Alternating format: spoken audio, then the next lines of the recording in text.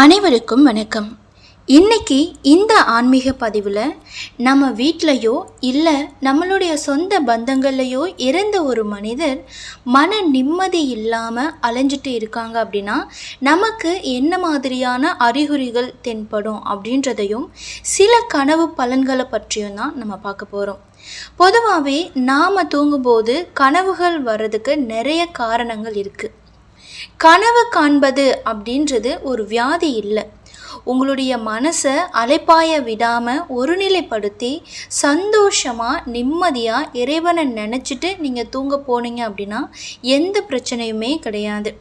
ஆனால் ஏதாவது ஒரு விஷயத்தை மனசில் போட்டு குழப்பிக்கிட்டே தூங்கிறதுக்காக போனீங்க அப்படின்னா நிச்சயமாக நம்மளுடைய எண்ண அலைகள் கனவுகளாக மாறி வெளிப்பட தான் செய்யும்.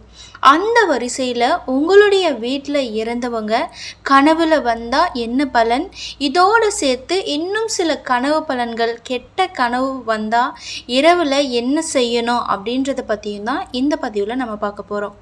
இப்போ தான் நீங்கள் முதல் முறையாக நம்ம சேனலை பார்க்குறீங்க அப்படின்னா மறக்காமல் சப்ஸ்கிரைப் பண்ணி வச்சுக்கோங்க.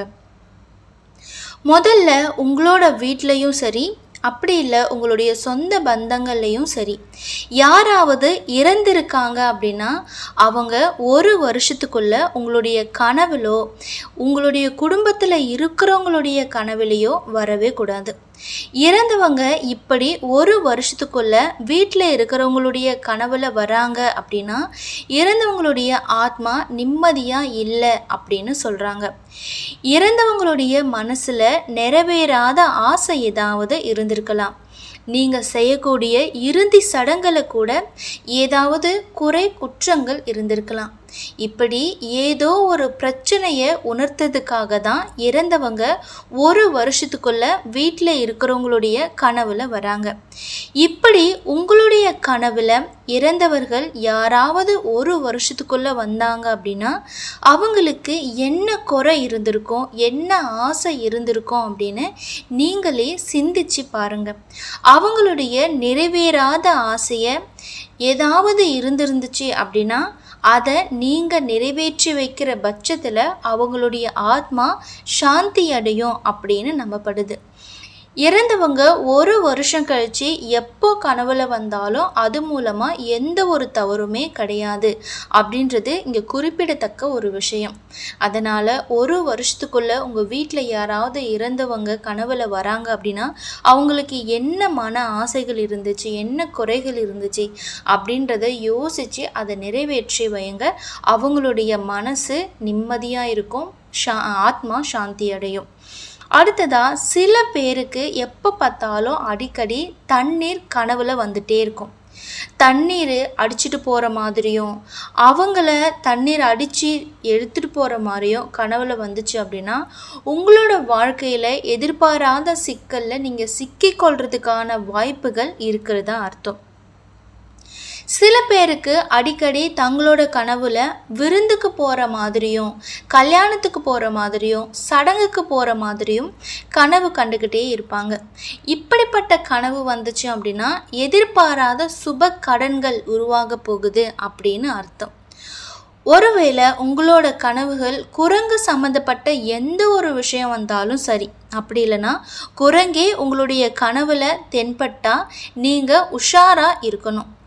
ஏதோ ஒரு பிரச்சனையில் சிக்கிக்க போகிறீங்க அப்படின்னு உங்களுக்கு உணர்த்ததுக்காக தான் குரங்கு உங்களுடைய கனவுல வர்றதா அர்த்தம். அடுத்ததாக நிறைய பேருக்கு தெய்வம் கனவுல வருவாங்க. எலுமிச்சம்பழம், தேங்காய், வெற்றிலைப்பாக்கு, இப்படி பூஜை சம்பந்தப்பட்ட எந்த ஒரு பொருட்கள் கனவுல வந்தாலுமே உங்களுக்கு எதிர்பாராத விதமாக ஏதோ ஒரு யோகம் வர்றதா அர்த்தம். அடுத்ததாக நைட்டு 10 மணியிலிருந்து 7 மணிக்குள்ளே நீங்கள் காணக்கூடிய கனவு பலிக்கிறதா இருந்துச்சு அப்படின்னா எப்படியும் ஒரு மாதத்துக்குள்ளே பலிச்சிடும். நள்ளிரவு 1 மணியிலிருந்து அதிகாலை வேலை 4 மணிக்குள்ளே நீங்கள் காண்ற கனவு பலிக்கிறதா இருந்துச்சு அப்படின்னா அது 15 நாளைக்குள்ளே பலிச்சிடும். அடுத்ததாக 4 மணியிலிருந்து 6 மணிக்குள்ளே நீங்கள் காணக்கூடிய கனவு பலிக்கும் அப்படின்னா அந்த கனவு 7 நாட்களுக்குள்ளே படிச்சிடும். நீங்கள் கண்ட கனவு பலிக்கலை அப்படின்னா அதை பற்றி கவலைப்படவே வேணாம். ஒரு மாதத்துக்கு அப்புறம் நீங்கள் கண்ட கனவின் மூலமாக உங்களுக்கு எந்த ஒரு பிரச்சனையுமே வராது. அதை குறித்து நீங்கள் பயப்பட தேவையில்லை. பகல் கனவு பலிக்கிறதுக்கு வாய்ப்புகள் ரொம்பவே கம்மி தான். எதை நினச்சோ மனசை நீங்கள் குழப்பிக்க வேணாம். இப்போ நம்ம பார்த்த எல்லா விஷயங்களுமே சாஸ்திரப்படி எல்லாருக்கும் பொதுப்படையாக, அதாவது பொதுவாக கணிக்கப்பட்டு சொல்லப்பட்ட விஷயங்கள் தான்.